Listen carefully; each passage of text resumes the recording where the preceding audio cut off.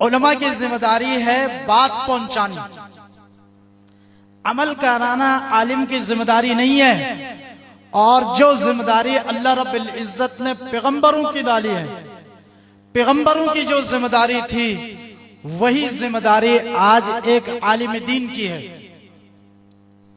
आप पैगंबरों के हालात को, वाकयात को पढ़ते हैं और कुरान खोलकर आप पढ़ते हैं। अल्लाह रब्बुल इज्जत पैगंबरों की जिम्मेदारी खुद कुरान हकीम में जिक्र करते हैं। पैगंबरों की जिम्मेदारी वमा अलैना इल्लल बलाग, सिर्फ हक बात आगे पहुंचा, ये उनकी जिम्मेदारी है। बाकी कोई अमल करे या ना करे, अमल करे तो अच्छी बात है, अच्छी बात है कि अपनी जिंदगी में एक इनकलाब ले आओ।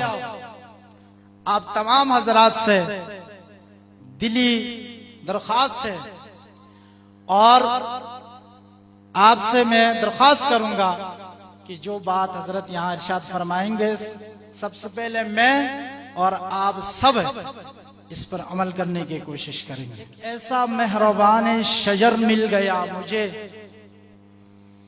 एक ऐसा मेहरबान शजर मिल गया मुझे, पत्थर उछालते ही समर मिल गया मुझे। एक ऐसा मेहरबान शजर मिल गया मुझे, पत्थर उछालते ही समर मिल गया मुझे। उसे नहीं है खुद, और से सुनिएगा, उसे नहीं है खुद अपनी ही कद का अंदाजा, उसे नहीं है खुद अपने ही कद का अंदाजा। वो आसमां है मगर सर झुका के चलता है, ये उसका अपना ही तरीका है दाने करने का। वो जिससे भी शर्त लगाता है हार जाता है। इनकी तारीफ की जरूरत ही क्या है हजरत, इनकी तारीफ की जरूरत ही क्या है। फूल पास से गुजरे तो महक जाए। हजरत यहां से गुजरे, हमें खुशबू आ गई, हजरत चल पड़े, इसलिए हमने तैयारी शुरू कर दी। हजरत यहां पहुंचे हैं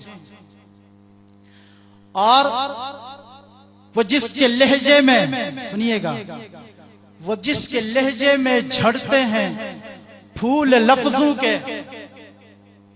वो जिसके लहजे में झड़ते हैं फूल लफ्जों के, सुना है शहर में ऐसा भी जादूगर आया।